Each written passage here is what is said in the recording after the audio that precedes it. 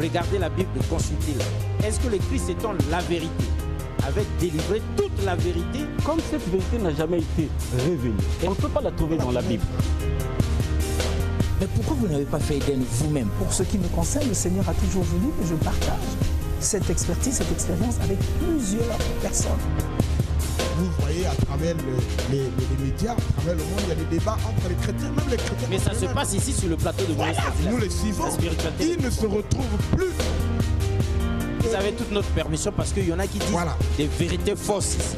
Le monde souffre terriblement parce que même la Bible, ils n'arrivent pas à la comprendre. L'adamisme, c'est une question identitaire. Où tu es, où tu n'es pas. L'être part de quelque part.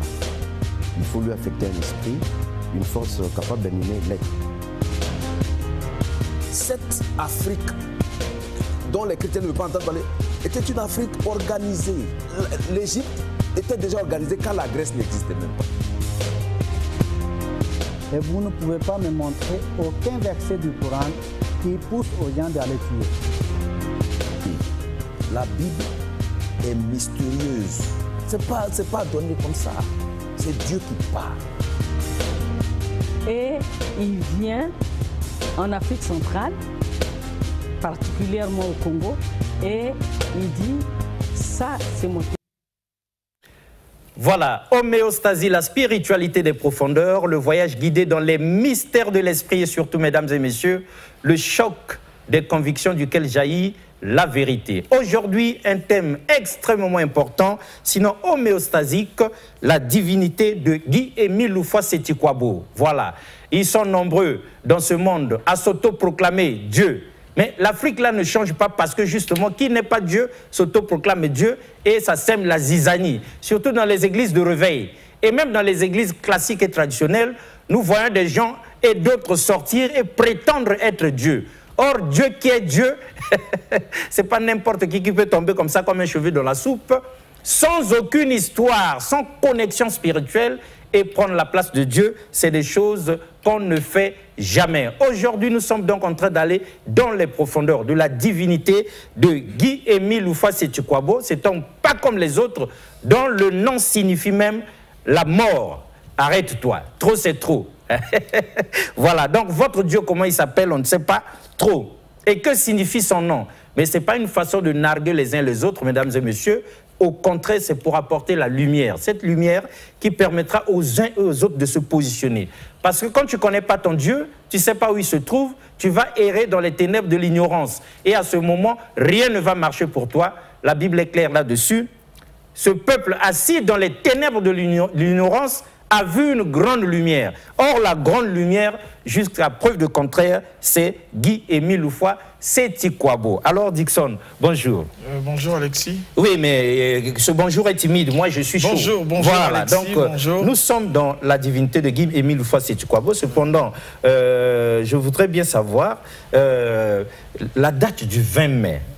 Qu'est-ce que ça vous rappelle? Comme nous, à l'école primaire, on nous disait que vous rappelle la date du 15 août 1960. Que vous rappelle la date? Maintenant, que vous rappelle, si vous étiez demandé à chaud comme ça, la date du 20 mai? Que répondriez-vous? La date du 20 mai me fait penser à la journée mondiale des abeilles. Ah, la journée mondiale des abeilles. Le 20 mai. Ça, je ne savais pas. Le 20 mai, c'est aussi la journée mondiale de... la journée européenne de la mer. De la mer? De la mer, justement. Ok, journée européenne de la mer. Oui. Et le 20 mai, c'est aussi la journée mondiale de la météorologie. De la météorologie. Ouais. Très bien, Dixon. Les abeilles, la mer, la météorologie, tout ça, c'est du charnel. Ça n'apporte pas la vie. Ici, le 20 mai, pour nos frères et sœurs de l'association, la grande association Patrimoine spirituel, nous laissé par Papa Émile lui-même, Guy-Émile Loufa-Seti-Kwabo, le Dieu vivant, créateur du ciel et de la terre, pour faire court, l'esprit de vérité est une date de très grande importance. Est-ce que, Discon, vous savez ce qui s'est passé en milieu Luzolo Amour, au PH, le 20 mai? Non, non. Pour ne pas dire n'importe quoi. Mieux vaut dire non. Voilà, justement, non. Voilà. Bon, mais voilà, c'est ça que nous sommes, mesdames et messieurs, parce que pour savoir ce qui se passe chez les abeilles, ce qui se passe à la mer, en Europe et tout ça, Dickson sait. Mais ce qui s'est passé dans son propre pays, et spirituellement, ce qui est beaucoup plus important, Dickson ne sait pas, mais nous aussi, nous ne savions pas. Vous aussi, pour la plupart, vous ne savez pas, sauf si vous êtes membre de la très grande association spirituelle Zolo Amour au PH. Alors, cela dit, chers invités, bonjour. Bonjour, monsieur Alexis. Donc, avant que nous n'entrions dans la divinité de Guy-Émile Houphouët-Sétukwabo, dans la première partie, vous devez, après les présentations d'usage à tour de rôle, nous rappeler, nous dire, nous révéler ce que représente pour vous la date du 20 mai.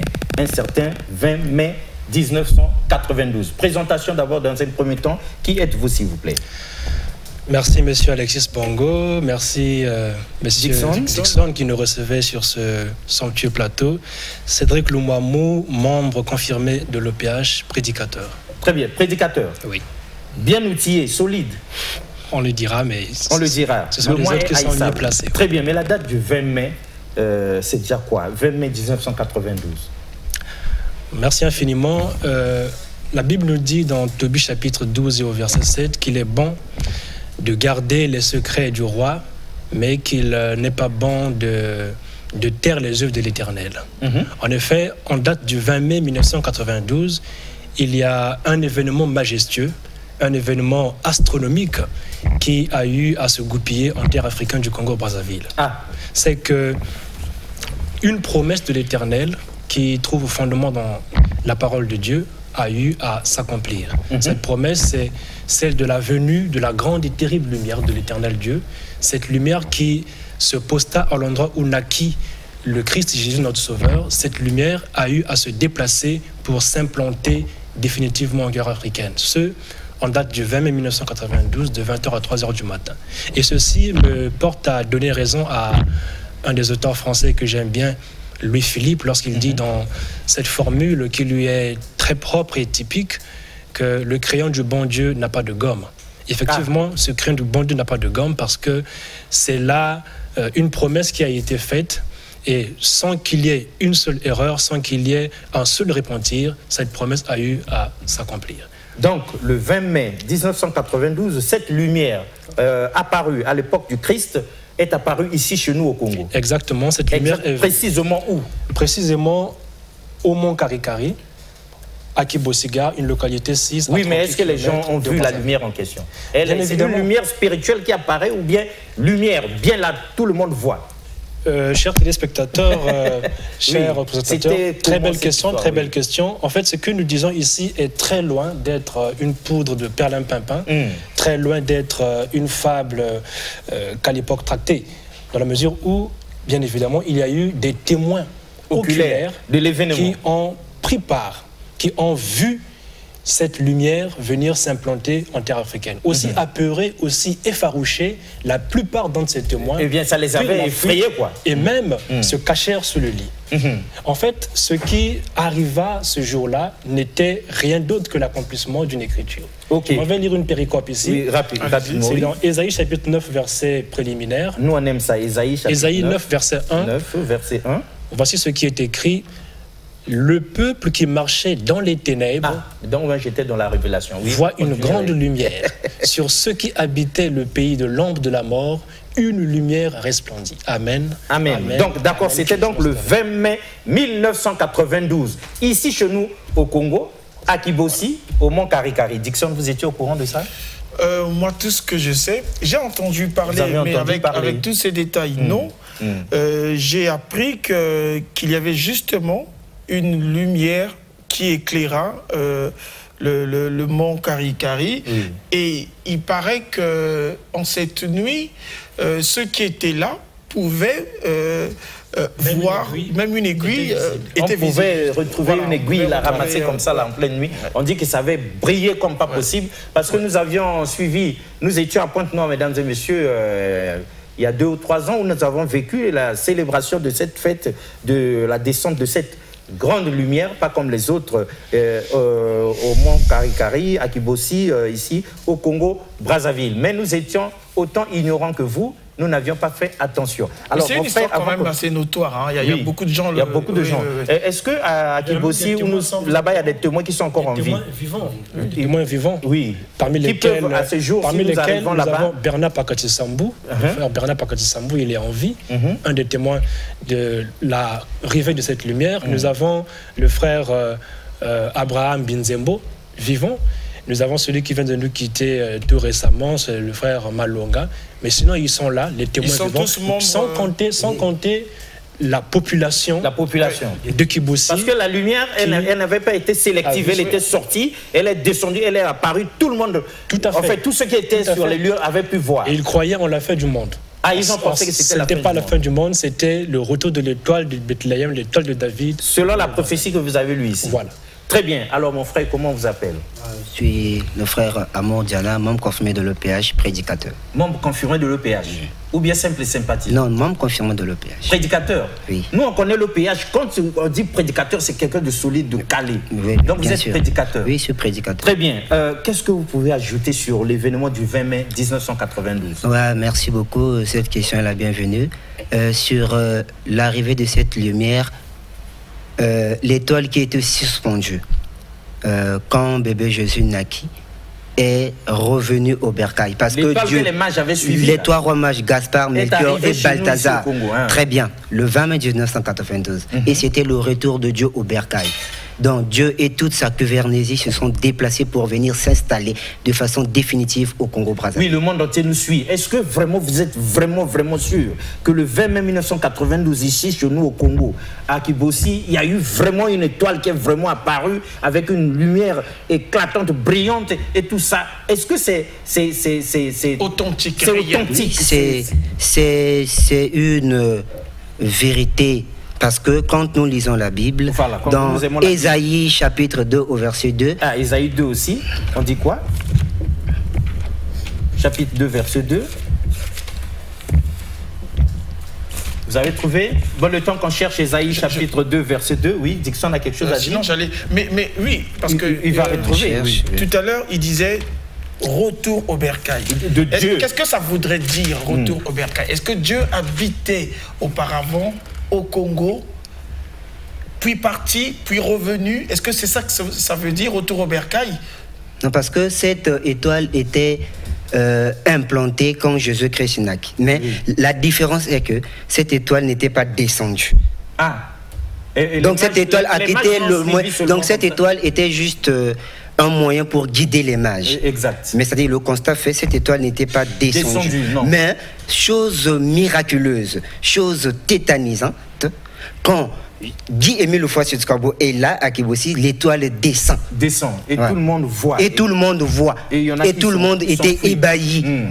Et d'aucuns disaient même que c'était la fin du monde. Oui. Or là, la Bible dit quoi? Voilà. Je reviens. Ésaïe chapitre 2, verset 2. Il arrivera dans l'avenir que la montagne de la maison de l'Éternel sera fondée au sommet des montagnes. Or, quand nous voyons le mont Carré, c'est une montagne. Or, l'étoile est descendue sur une montagne appelée le mont Carré. Or, c'était déjà prédit dans la Bible. Déjà dans la Bible. Mais est-ce que cette montagne, si nous allons à Kibossi, tout le monde, même les journalistes, peuvent voir? Oui. C'est une montagne, déjà par montagne. Oui. Donc c'est une montagne, le mont Carré. Exact. Mais depuis que cette lumière est descendue sur le mont Carré, qu'est devenu l'endroit? Les lieux sont devenus quoi pour... Oui, c'est-à-dire que c'est une ville touristique, déjà une ville sainte, qui est accessible à tout le monde. Oui. Parce on peut dire que c'est le Vatican pour l'ASLA OPH. C'est-à-dire que c'est, je sais pas, peut-être... Le Vatican. Oui, c'est-à-dire le siège ou bien... Oui, c'est le mont Carré est... Ça symbolise quoi pour vous? La nouvelle Jérusalem de Dieu. Voilà, c'est ça qui veut au milieu des hommes. Très bien. Et cela trouve appui dans Apocalypse 21, de 1 à 3. Je vis descendre des cieux la nouvelle Jérusalem, telle une épouse qui s'est parée. Et donc, cette terre, elle est sainte. Quiconque s'y rend avec foi pour demander tout ce dont il a besoin. Donc, c'est un appel à toutes les populations du monde.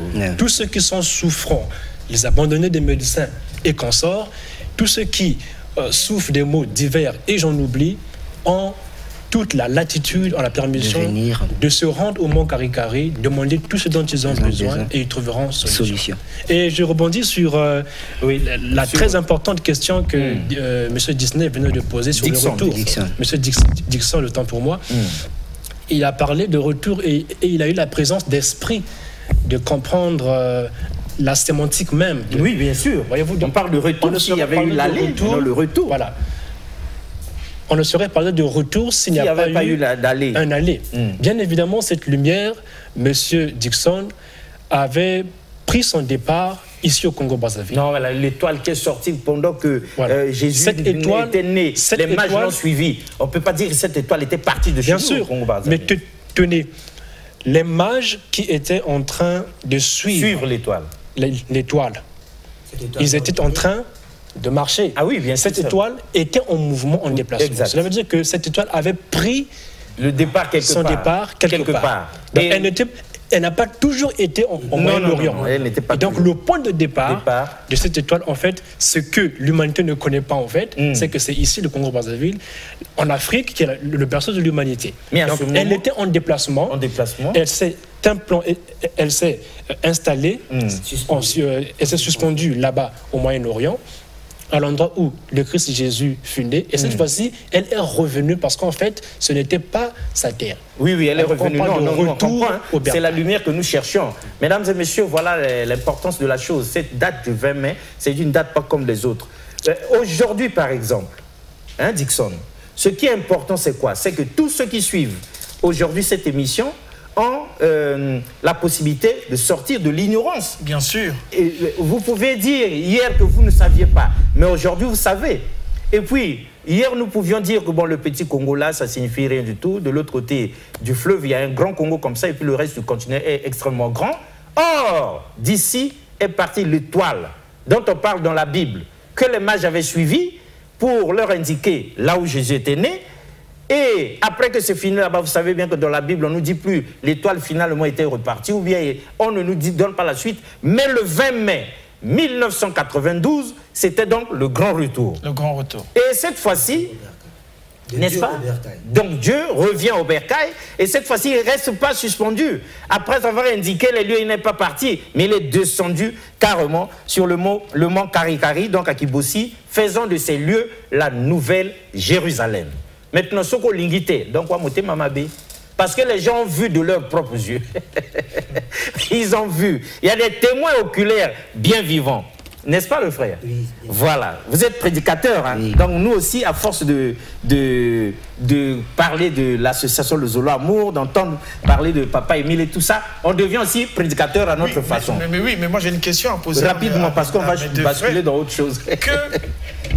Que représenterait finalement dans tout ce que nous évoquons, dans tout ce que vous évoquez, que représenterait Papa Émile dans ça?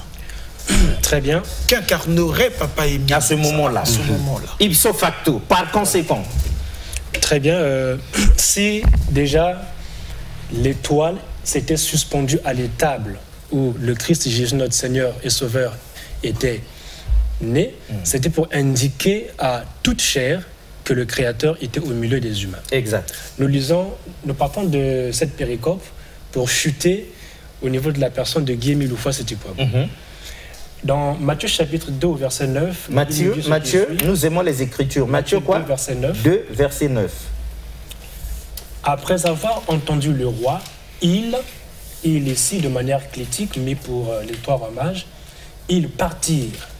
Et voici, l'étoile qu'ils avaient vue en Orient marchait devant eux jusqu'à ce qu'étant arrivée au-dessus du lieu où était le petit enfant, elle s'arrêta. L'étoile s'arrêta à l'endroit exact où le Fils de Dieu, Jésus, était né pour dire que ici est né Dieu. Or, il est écrit dans 1 Jean, chapitre 5 et au verset 20, 1 Jean 1, verset 5 plutôt, que Dieu est lumière. Cette étoile ne pouvait pas être suspendue à un endroit où pouvait naître un quelconque prophète. Non, Moïse est né, il n'y a pas eu apparition de l'étoile. Rien du tout. Abraham est né, il n'y a pas eu une étoile suspendue. Non.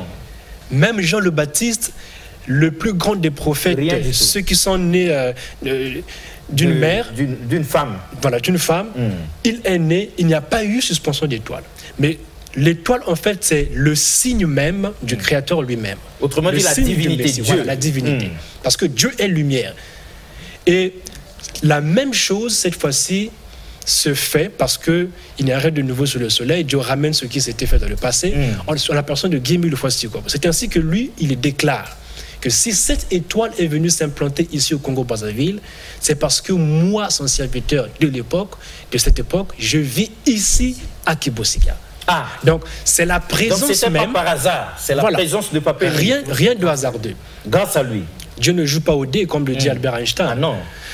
C'est sa présence qui est en fait l'élément motivateur de la venue de cette étoile.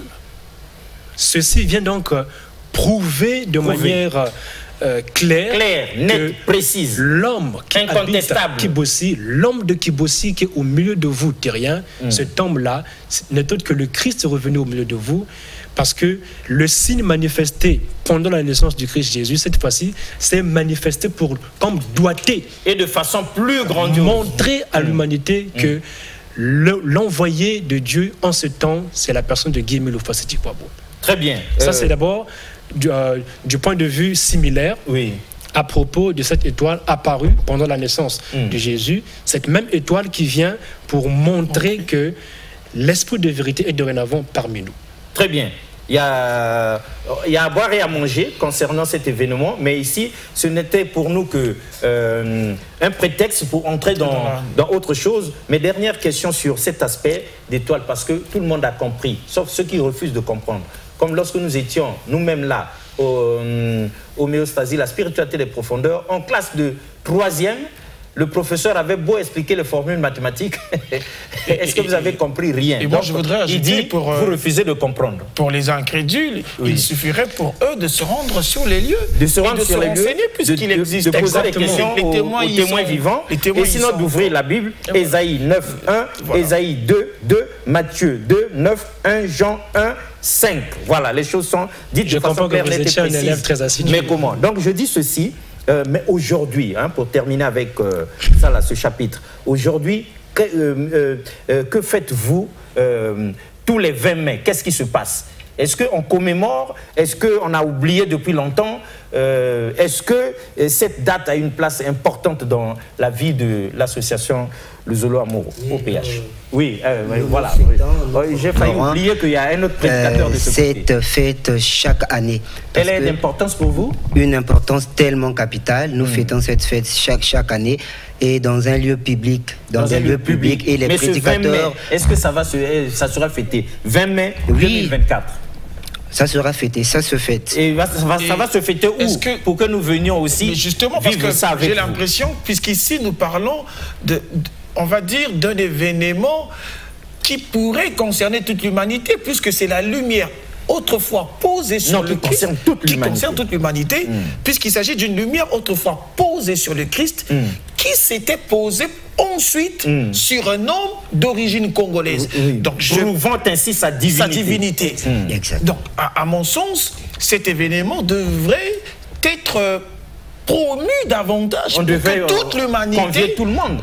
Donc vous fêtez le 20 mai 2024, vous avez fêté à huis clos, ou bien nous aussi, le monde entier est convié à ces Non, c'est-à-dire que c'est des fêtes internationales populaires.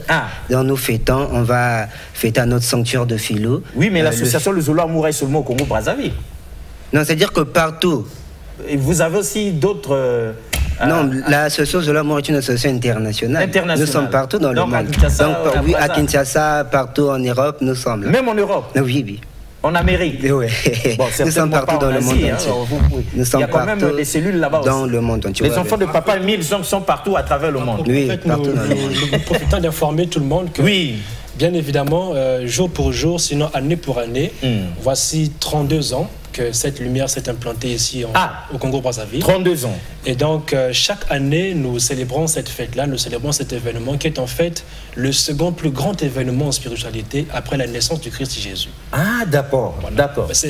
C'est un événement d'une envergure telle d'une envergure tellement énorme que chaque année, nous le célébrons. Et donc, pour cette année, la fête ici à Brazzaville aura lieu à Amphilou, derrière le lycée de la Réconciliation. Une fois arrivé à l'arrêt Gauthier, tous ceux désireux de prendre part à cette grande et pouvez leur parler majestueuse fête pourront bien s'y rendre. L'invitation est donnée à toute personne désireuse de venir écouter les grandes prédications publiques et comprendre de fond en comble, comprendre jusque dans les détails ce qui s'est passé en cette date de 20 mai 1992. Très bien. Donc, pour éclairer la lanterne... mais il y a une transition. Hein? Oui. Ça, c'était une parenthèse. Pour éclairer la lanterne de nos téléspectateurs, lorsque vous dites « cette lumière s'est implantée », vous voudriez, je pense, dire apparu, hein, parce que les téléspectateurs pourraient poser la question si elle existe encore aujourd'hui. Apparu, en fait, c'est-à-dire... Je ris parce que vous avez de très belles questions, très belles questions. Implantée. En fait, cette lumière étant apparue, elle a été vue, bien évidemment. Elle a été zioutée. Zioutée carrément, vue par tous ceux qui étaient la population. Par la suite, elle s'est implantée jusqu'à ce que la lumière a fini par s'éteindre. Elle y a roulé, tournoyé de 20h à 3h du matin. Donc pendant 7 heures, la lumière était là, visible, jusqu'à ce qu'à un certain moment, elle s'est implantée. Donc on parle d'implanter parce qu'après, elle s'est éteinte. Donc elle s'est carrément enracinée. Elle n'allait tout de même pas rester là jusqu'aujourd'hui. Voilà. Et cette montagne, non. Et cette lumière demeurera, pour répondre les termes propres du grand maître de l'EPH lui-même, que cette lumière y restera d'éternité en éternité. Exact. Parce qu'elle est revenue à son endroit originel. Il dit que même les magiciens, que ce soit les magiciens, les francs-maçons, personne ne pourra éteindre cette lumière-là. Et l'Écriture, pour finir sur ce point, dans Isaïe 11, en fait, c'était prévu qu'en fait, cette lumière ne connaîtrait aucun dommage. Sinon, il ne se ferait aucun dommage sur cette montagne que Dieu a eu à élire. Isaïe 11, verset 9. Isaïe 11, verset 9. Isaïe 11, verset 9. Voici ce que la Bible nous dit. Il ne se fera ni tort, ni dommage sur toute ma montagne sainte. Très bien. Il ne se fera, c'est un aspect futuriel, ni tort, ni dommage. Et l'accomplissement, c'est quand le grand maître fait cette déclaration qu'aucun humain ne pourra ôter cette lumière qui se trouve ici à Karikari, qu'il soit franc-maçon ou magicien. Parce qu'il était prévu qu'il ne se ferait aucun tort ni dommage sur la montagne sainte de l'Éternel. Très bien. Non, moi sur cette affaire de... Oui. Non, mais il y a des... Non, mais on va pas passer tout le temps sur... Ça, c'était une parenthèse, hein, c'était convenu. Oui, c'est pour éclairer la lanterne. Oui, elle est bien claire. Vous savez, moi, je prenais mon exemple, là, Dixon, je disais, même mon prof de maths avait dit, alors là, monsieur Bongo, vous refusez de comprendre. Parce que j'ai épuisé toutes les formules, pour vous, vous ne comprenez pas. Or, c'était clair, moi, les mathématiques et moi, c'était deux mondes. Hein. Mais par contre, bavarder, la rédaction, la dissertation, ces choses-là, voilà pour preuve, je suis journaliste. Donc, ceux qui ne comprennent pas, ils refusent de comprendre. On ne va pas rester juste 50 ans durant à leur expliquer et réexpliquer la même chose. De toute façon, le grand maître a vécu ici, avant qu'il ne reparte, il a fait des choses et d'autres. Les incrédules sont restés incrédules. N'est-ce pas? Et vous trouverez certainement à Kibossi là-bas, on trouvera toujours un incrédule même à Kibossi. Ça ne manquera pas. Des gens qui ont vécu ça, mais ils continuent de dire oui, mais même si on a... Voilà, même Jésus lui-même.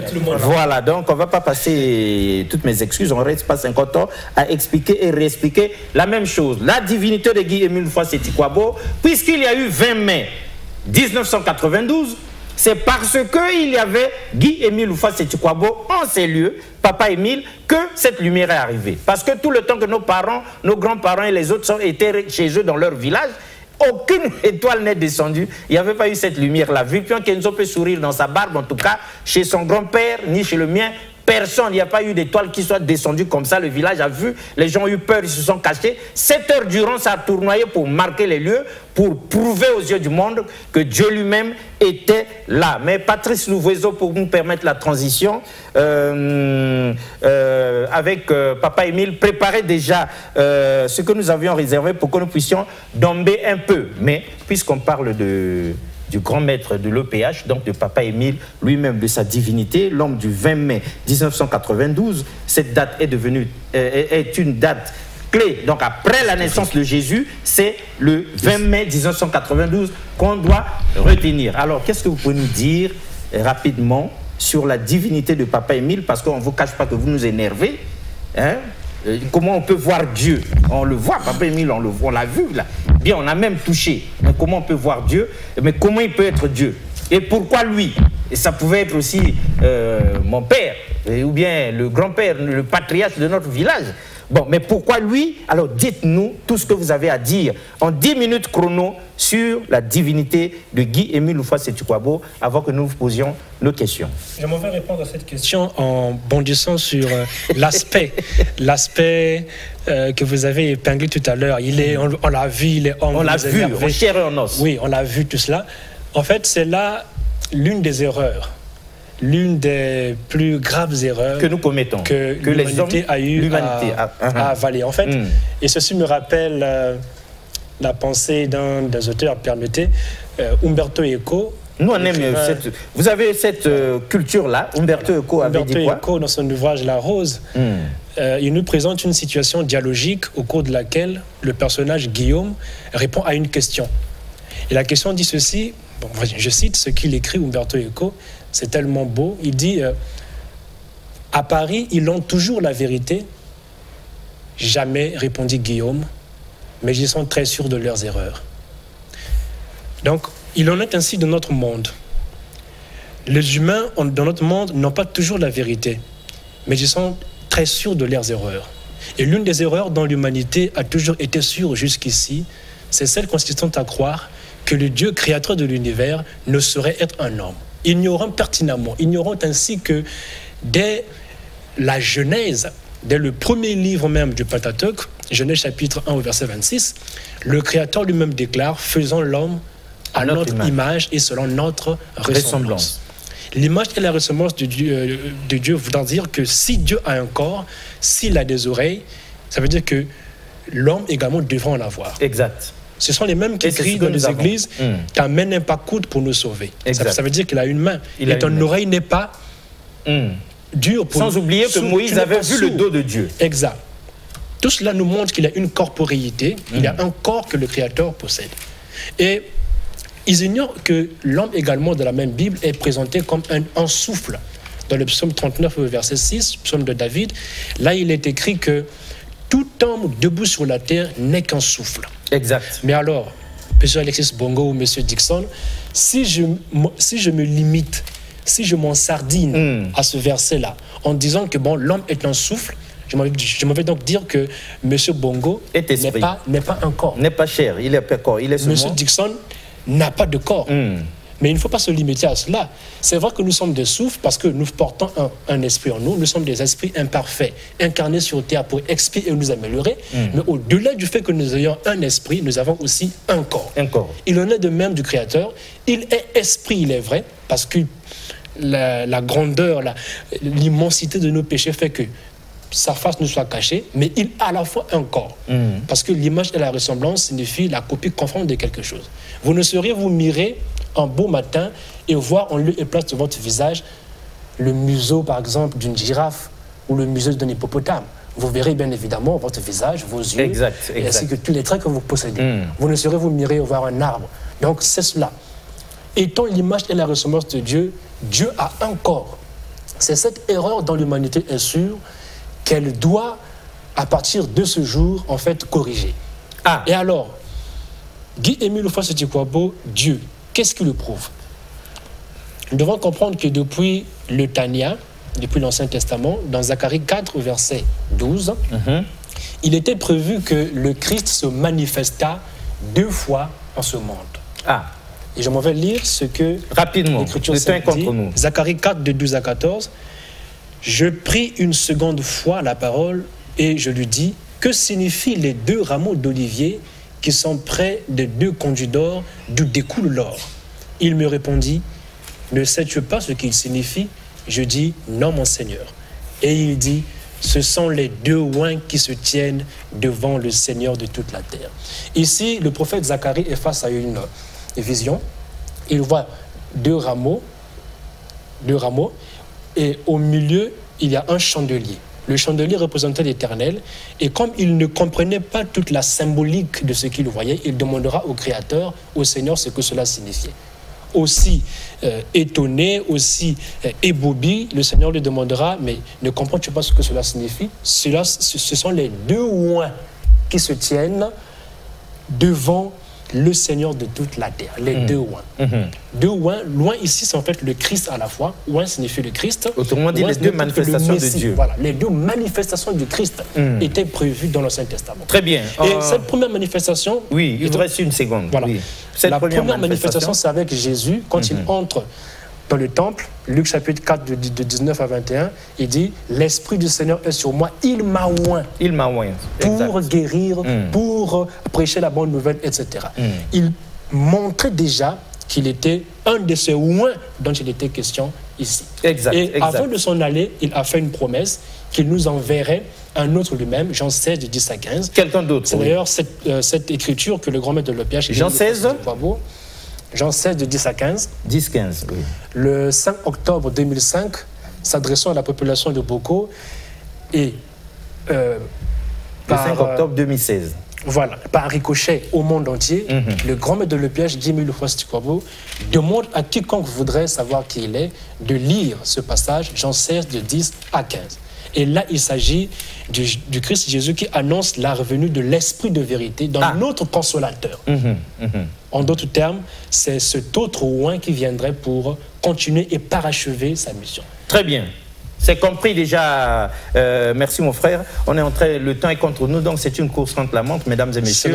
Nous essayons de faire de notre mieux pour que nous puissions avoir le maximum en peu de temps, sinon dans le temps imparti. Alors, on a un autre prédicateur de ce côté, complément d'objet direct sur la divinité de Guy Émile Loufoy-Sitikwabo. Merci beaucoup. Sur la divinité de Guy Émile Loufoy-Sitikwabo, nous allons lire la Bible dans le livre de Jean chapitre 14, verset 16. Jean 14, 16, ça dit quoi en résumé? Quant à moi, je prierai le Père, il vous donnera un autre défenseur afin qu'il reste éternellement avec vous. Ah, l'autre va rester éternellement. Donc la personne qui est éternelle, l'autre défenseur n'est autre que Guy Émile Loufoy-Sitikwabo.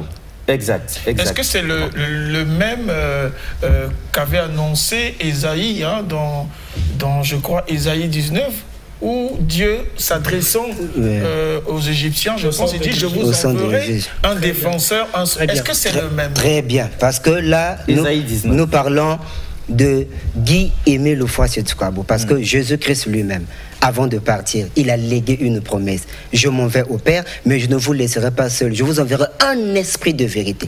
Et la Bible branchera encore, il vous conduira dans toute la vérité. Et voilà pourquoi dans le Zolo, nous parlons des vérités divines de l'heure. Autrement dit, Papa Émile nous aura conduit comme ça dans toute la vérité. Et voilà ça s'appelle les vérités divines de l'heure. Voilà pourquoi à l'Ozolo, nous prêchons la parole de Dieu, nous prêchons des vérités où aucune autre église ne peut prêcher. Mais très bien, les vérités divines de l'heure, c'est au pluriel. Oui. Bon, 1, 2, 3 vérités, rapidement. Dieu est noir, Jésus-Christ est africain. Dieu est noir, Jésus-Christ est africain. Le jardin d'Éden se trouve au Congo-Brazzaville. Adam et Ève. C'est que Papa Émile lui-même a dit. Oui.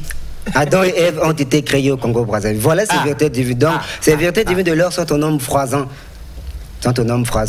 Mais qui est le moniteur? Qui a donné ce message? Adam et Ève, quand nous lisons dans la Bible, la scène de création, la tanière, le gîte d'Adam et Ève, c'est ici, mais monsieur Alexis, je crois bien qu'en 5e, en histoire, nous avons étudié ça, que l'Afrique est le berceau de l'humanité. Oui, le monde entier le sait. Voilà. Oui, l'Afrique, maintenant c'est où? C'est au Congo. Nous parlons ici du Congo-Brazzaville comme terre de la création. Non, mais nous sommes d'accord. Voilà. Nous sommes d'accord avec vous. Nous, c'est parce qu'on nous a menés en bateau durant des années et on nous a dit l'Afrique est le berceau de l'humanité. Nous, on a répété ça 1000 fois. Maintenant, aujourd'hui, nous posons la question de savoir où exactement en Afrique. Et monsieur Alexis, il y a un point que j'aimerais épingler très rapidement du côté corporel, parce qu'aujourd'hui, les gens nient Émile parce que c'est un homme. Oui, parce ils oublient que Jésus-Christ aussi fut un homme. Jésus-Christ était un homme. Voilà. Dans le quartier comme tous les hommes. Voilà. Oui, mais il était Dieu dans l'homme. Voilà. Et voilà, là de Jésus, nous pouvons parler de l'humanité et la divinité. Oui, mais est-ce que papa Émile a fait aussi des miracles comme Jésus? Mais oui. Et Émile a ressuscité. Vous avez dit quelque chose de très important ici. Vous avez dit que à la Nouvelle Jérusalem, dans cette ville-là, il n'y aura plus, Dixon, excusez-moi, je vous ai oublié, il n'y aura plus de mal et tout ça. Mon frère, le prédicateur, appelait tous ceux qui ont des problèmes, tous ceux qui ont à venir au mont Karikari, à la Nouvelle Jérusalem. Maintenant, les gens vous écoutent, ils peuvent venir. Est-ce que vous pensez que si les gens arrivent à la Nouvelle Jérusalem, donc au mont Karikari, ils vont trouver guérison, solution à leurs problèmes? Monsieur Alexis, tout est d'abord question de foi. Ah, ça dépend de leur foi. Non, mais vous qui aviez mis votre foi déjà là-bas, est-ce que vous avez vécu des choses extraordinaires? On a expérimenté. Est-ce qu'il y a des témoignages? Il y a toute une panoplie de témoignages. Toute une panoplie de témoignages. Dieu n'est pas un homme pour mentir. Dieu n'est pas un homme pour mentir. Ce qu'il a dit, c'est ce qui se fait. Jusqu'au moment où nous parlons, des témoignages pleuvent. À foison, là-bas en tout cas. À propos de ceux-là qui recouvrent guérison en foulant le sol de Kibossi. Oui, mais même quand papa Émile a quitté cette terre en chair, il est reparti dans les sphères célestes. Est-ce que la puissance là est continue, les miracles aussi continuent? Guy-Émile Fasikobo est toujours parmi nous. Parce qu'il demeure éternel. Il demeure éternel. La puissance dont vous parlez, la puissance à laquelle vous faites allusion, c'est une puissance divine. Pas plus tard qu'avant-hier, je conversais avec une de mes mères. C'est un témoignage. C'est une maman qui pourtant a coutume de fustiger, de critiquer au sens péjoratif le Zulu. Mais curieusement, je ne sais pas s'il fallait attendre cet événement du 20 mai pour qu'enfin elle me rende ce témoignage-là. Elle avait effectué un voyage, c'était à bord d'un train, et là, il y a une dame qui lui fit part de son témoignage, disant qu'avant elle était protestante, elle se moquait de l'Uzolo en faisant des soulards, il prend de la bière, etc. Nous aussi, c'est ce que nous faisions. Voilà, jusqu'à ce qu'une fois, dans une lumière, le grand maître Guy-Émile Houphouët-Boigny en personne lui est apparu. Ah, voilà. Authentique. Il est apparu comme le Christ Jésus est apparu à Paul sur la route, sur le chemin de Damas. Voyez-vous, sur le chemin de Damas. Voyez-vous, donc c'est pour dire que Guy-Émile Houphouët-Boigny est là, bien évidemment, vivant, il opère avec puissance. Et à nous qui sommes ses membres confirmés, il a fait grâce de sa puissance, il nous a donné ce qu'il a comme pandou, pour reprendre notre jargon, c'est-à-dire toute puissance. Et nous qui sommes ici, ce n'est pas pour vous vanter ou quoi. Nous ne sommes que des instruments, nous ne sommes que des moyens au travers desquels il opère. Voilà, il opère. Nous accomplissons des miracles en son nom. Très bien. Mot et cela. Non, mais c'est tant mieux pour nous. C'est ce que nous voulons pour notre pays et pour notre continent. Si je comprends bien, lorsque vous priez pour un malade, vous ne dites pas comme disent les serviteurs de Dieu des églises de réveil ou de l'église catholique au nom de Jésus, mais vous dites justement au nom de Guy-Émile. Oui, nous prions au nom de Guy-Émile Houphouët-Boigny parce que, bien évidemment, ce que Dieu attend de nous, c'est de croire en celui qu'il a envoyé.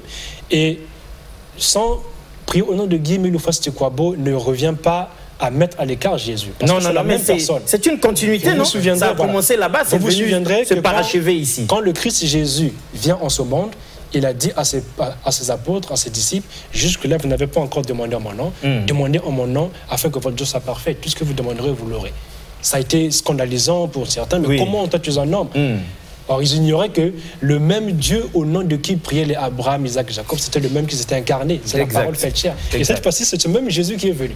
Donc, prier au nom de Guy-Émile Houphouët-Boigny n'est autre que demander à ce Jésus-là. Ce n'est que la logique même. Ce n'est que la logique même parce que justement, nous disions ici, ceux qui ne comprennent pas, donc refusent de comprendre. Patrice Louvezeau, une transition, nous aimerions bien, comme c'est une fête, voir comment le dommage va être opéré au niveau de l'association Les Zolo-Amour, ASLA OPH 884/83, parce que le 20 mai 2024 ici, 32 ans après la descente et l'implantation de cette lumière, la fête continue et elle va être très belle encore ce 20 mai 2024. Patrice Louvezeau.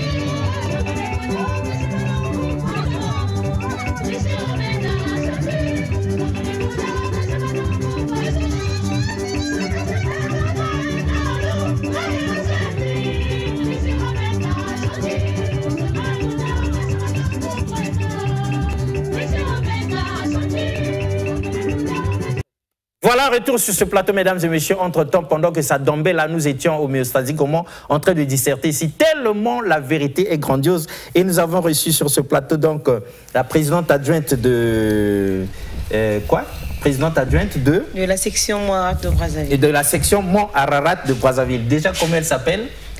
Je suis la sœur Fallon Django, membre confirmée de l'EPH. Très bien. Sœur Fallon, vous êtes très belle, avec vos lunettes, vous vont bien. Mais les questions sont ici pour vous. Et avec sa tenue. Hein, avec la tenue, c'est trop beau là. Merci. Alors dites-nous, au stade où nous en sommes, qu'est-ce que vous pouvez ajouter, qu'est-ce que vous pouvez dire aux téléspectateurs selon votre inspiration, après avoir eu les prédicateurs et nos questions ici, qu'est-ce que vous pouvez ajouter ici pour que le peuple de Dieu comprenne les raisons d'être de votre présence ici? Merci, monsieur Alexis.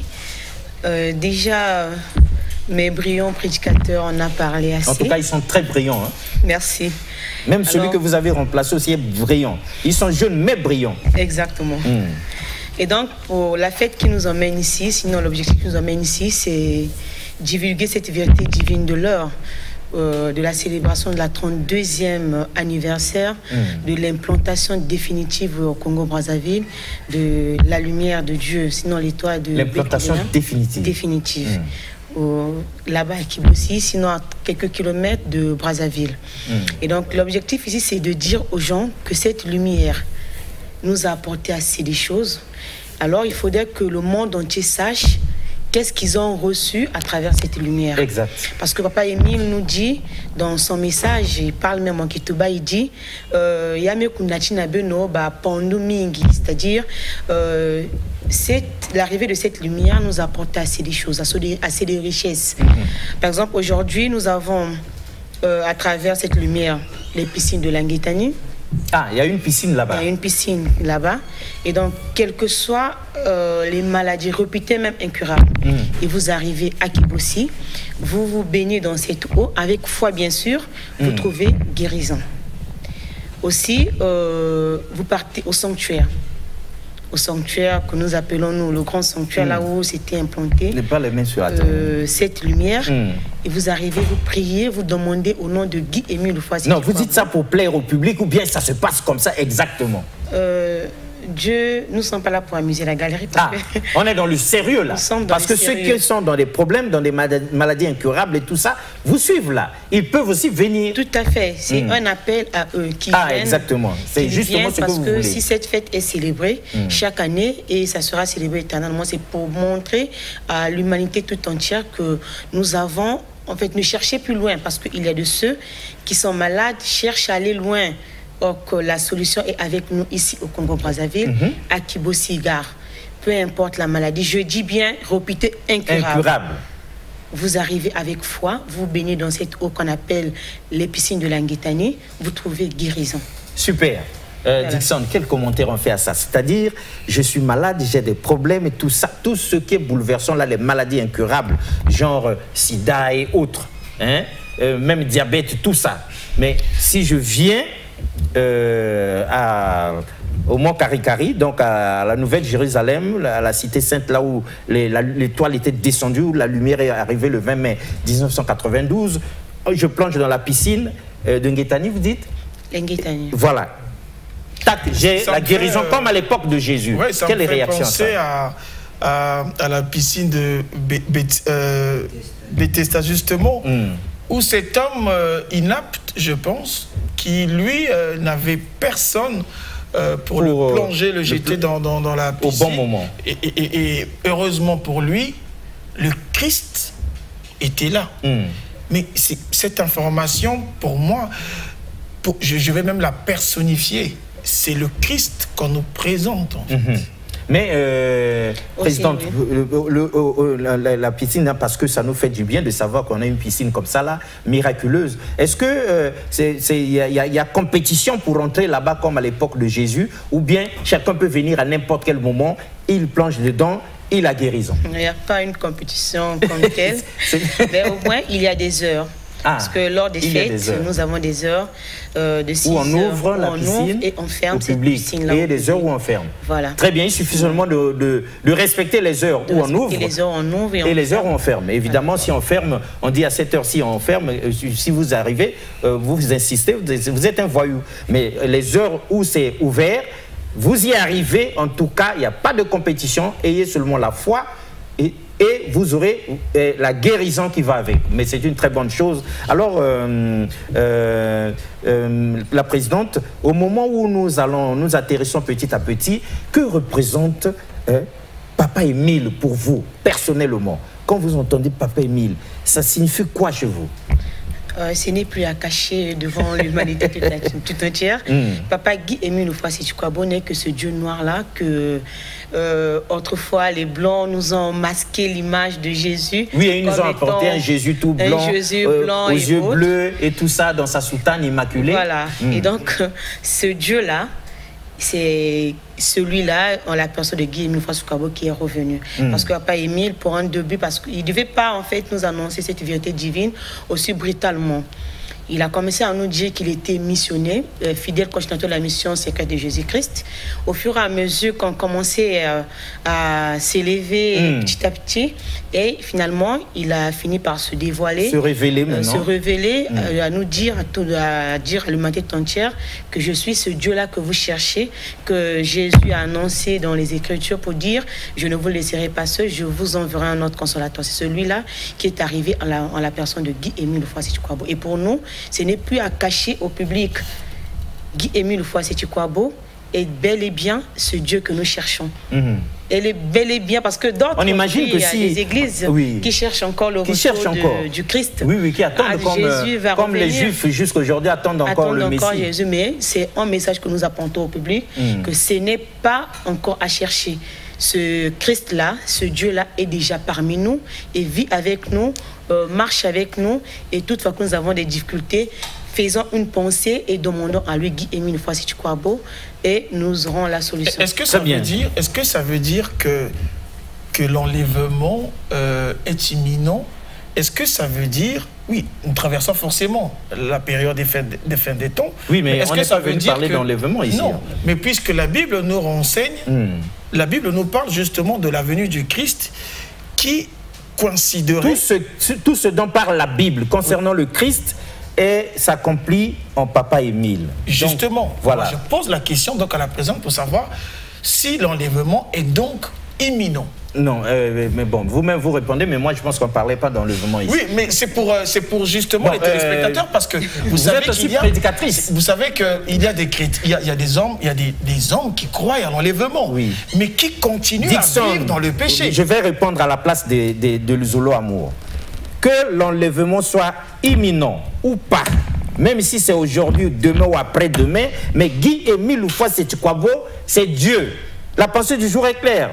Papa Émile est incontestablement Dieu qui est Dieu. Le Dieu qui est Dieu là, c'est lui, l'esprit de vérité, le paraclet promis et tout et tout. Donc même si Dixon voudrait savoir avec précision... Je ne voudrais pas savoir, moi je pose la question pour les téléspectateurs. Oui, mais j'ai répondu pour les téléspectateurs, Dixon. Nous ne faisons pas l'émission. Papa Émile est Dieu.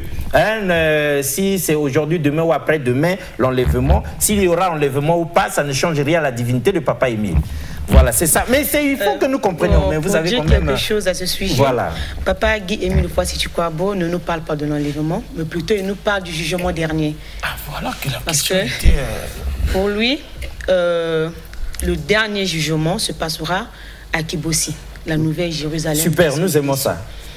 Voilà Et donc le monde entier devra savoir que là où cette étoile est descendue, là où il y a la Nouvelle Jérusalem, c'est là exactement, d'ailleurs de toute façon, Adam et Ève sont nés ici, créés ici par Dieu, c'est là que seront jugés tous les hommes, donc l'humanité tout entière. Même si vous êtes la première puissance mondiale comme les États-Unis, d'ailleurs ils vont être dépassés par la Chine si ce n'est pas encore fait, même si vous êtes la Russie, Russes, Chinois, Américains, tout le monde, y compris les négros que nous sommes, tous, nous devons tourner nos regards vers la Nouvelle Jérusalem parce que le 20 mai 1992, Dieu était revenu au bercail, de retour chez lui, et il y a eu une démonstration visible. 7 heures du temps, tout le monde a vu ça, Tout le monde, ceux qui avaient peur ont fui et aujourd'hui il y a des témoins vivants de la problématique. Dixon, j'avais laissé expressément le débat entre nous deux, justement pour faire comprendre à tout le monde, même à l'époque de Jésus, il y en a qui disaient, mais c'est pas le fils de Marie et Joseph. Mais attends, vous, je ne vous comprends pas, c'est pas le fils du charpentier. N'est-ce pas dans la Bible? Bien sûr. Voilà, alors maintenant il y a une question de grande importance. Nous pensions que dans l'association Le Zolo Amour, il n'y avait que des incultes là-bas, des ignorants, des gens qui ne sont pas intellectuels, ils sont dans la biramicide. Mais on constate ici que vous êtes cultivé, vous nous avez fait des citations. Mais dites-nous donc, dans l'association Le Zolo Amour, qui sont là-bas? Finalement, est-ce qu'on trouve tout le monde comme dans toutes les autres églises, toutes les autres associations du monde? Est-ce qu'il y a des militaires, il y a des douaniers, il y a des informaticiens, des ingénieurs, il y a tout le monde, il y a des femmes d'affaires, il y a des économistes. Est-ce que, sinon, il n'y a que... dites-nous. Non, mais merci beaucoup. Ce qu'il faut dire à propos, c'est que le salut est disponible pour toute âme, pour toute chair, que vous soyez illettré ou instruit, que vous soyez nanti ou moins nanti, que vous soyez noir, blanc, jaune, rouge, que vous soyez paralytique, que vous soyez court ou élancé, que vous soyez grand, que vous soyez. Quel que soit ce en tout cas, il n'y a pas de barrière, aucune barrière. Dans l'association de Zolo Amour au péage, vous trouvez tout le monde. D'ailleurs, le président fondateur de cette association a commencé dans les pays blancs. C'est une parenthèse que nous pouvons ouvrir plus tard. Et donc, l'instruction...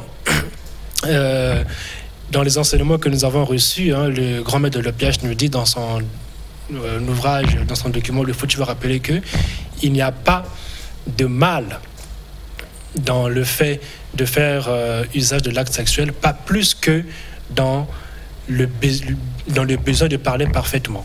Il n'y a pas de mal dans le besoin de parler parfaitement. Nous voyons dans la Bible qu'il y avait non seulement des pécheurs, tels que...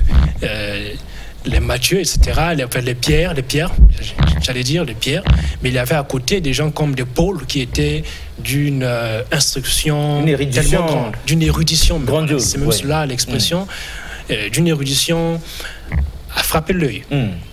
Donc, c'est cela. Et Dieu se sert de chacun selon ce qu'il a eu à déposer en lui. Très bien. La question, nous l'avions posée à dessein. Pas pour vous, parce que vous avez la réponse. C'est pour, comme dit Dixon ici, pour les téléspectateurs. Parce que lorsque nous voyons de loin, on se dit, mais qui sont là-bas? On ne sait pas qui est là-bas.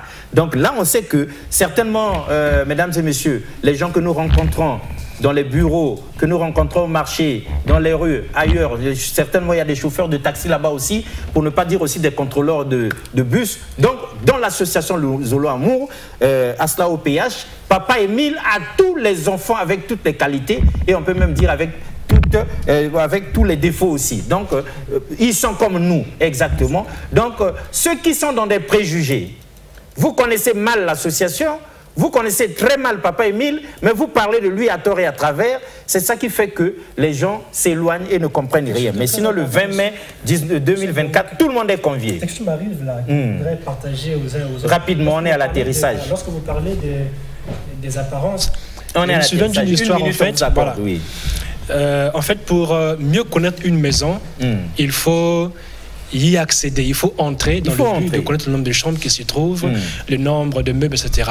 Un jour, il y a une personne qui s'est rendue à un restaurant pour se restaurer, mais avant de s'asseoir, il y avait une serviette qui était posée là. Il fallait s'essuyer les mains et puis s'asseoir. Lui, il arrive, il se dit, bon, ce genre de serviette, ça veut dire qu'elle a déjà été utilisée, je n'y touche pas, j'entre déjà, et puis je me mets à manger. Après lui, arrive un autre client qui, lui, avant d'aller s'asseoir et manger, avant de s'attabler et manger, s'essuie les mains. Je dis que mais c'est une serviette qui est déjà utilisée, non? Il dit non, mais la serviette était toute sèche. Je suis le premier à l'utiliser. Ah bon? Donc si le premier client l'avait utilisé, il aurait été le premier à utiliser une serviette qui est encore sèche. Exact. En fait, ce sont des apparences qui nous trompent bien souvent. Voilà. Et le dicton est clair là-dessus, merci. L'apparence est trompeuse. Voilà, cela dit, mesdames et messieurs, nous étions donc en train de décrypter la divinité de Guy-Émile Houssouas-Sétukwabo. Point n'est besoin que nous vous disions que Papa Émile, on ne peut pas parler de lui, le comprendre, entrer en profondeur en une heure d'émission, sinon ça demande beaucoup. Mais les frères et sœurs sont arrivés ici pour nous annoncer la célébration du 20 mai, de la date de l'événement du 20 mai 1992, en cette année, donc la 32e année, le 20 mai 2024. Justement, pour atterrir la dernière des secondes, ça va se passer où exactement? La fête se passe dans notre siège communal, donc au numéro 9 rue Gomatiti. 9 rue Gomatiti. 9 rue Gomatiti, à Kaunga, Filungamaba. Très bien. Ce n'est que Dixon, je sais qu'il y a des choses et d'autres à dire, mais on est arrivé à l'atterrissage. La télé, c'est la télé. 9 rue Ngamaba, 9 rue Gomatiti. On est en Filou, quartier Kaunga, en Filou. Tout le monde sera là certainement pour la fête du 20 mai. En tout cas, c'est le soin, pour que les gens viennent découvrir. Très bien, et que nous aussi, nous arrivions, Dixon et moi, c'est pas interdit, non? Non, non. Nous aussi, que nous arrivions pour vivre ça et entrer dans les profondeurs. La population de Brazzaville, tout le monde est convié. Très bien. Cela dit, mesdames et messieurs, pour cette émission, la divinité de Guy Émile Foisset-Tikwabo, cette pensée du jour, Papa Émile est incontestablement Dieu qui est Dieu, l'esprit de vérité. Au revoir et à la prochaine. Merci beaucoup une fois de plus. Regardez la Bible, consultez-la. Est-ce que le Christ étant la vérité avait délivré toute la vérité? Comme cette vérité n'a jamais été révélée, on ne peut pas la trouver dans la Bible. Mais pourquoi vous n'avez pas fait Eden vous-même? Pour ce qui me concerne, le Seigneur a toujours voulu que je partage cette expertise, cette expérience avec plusieurs personnes. Vous voyez à travers les médias, à travers le monde, il y a des débats entre les chrétiens, même les chrétiens. Mais ça se passe ici sur le plateau de Moïse. Nous les suivons. Ils ne se retrouvent plus. Vous avez toute notre permission parce qu'il y en a qui disent des vérités fausses ici. Terriblement. Le monde souffre terriblement parce que même la Bible, ils n'arrivent pas à la comprendre. L'adamisme, c'est une question identitaire. Où tu es, où tu n'es pas. L'être part de quelque part. Il faut lui affecter un esprit, une force capable d'animer l'être. Cette Afrique dont les chrétiens ne veulent pas entendre parler était une Afrique organisée. L'Égypte était déjà organisée quand la Grèce n'existait même pas. Et vous ne pouvez pas me montrer aucun verset du Coran qui pousse aux gens d'aller tuer. La Bible est mystérieuse. C'est pas donné comme ça.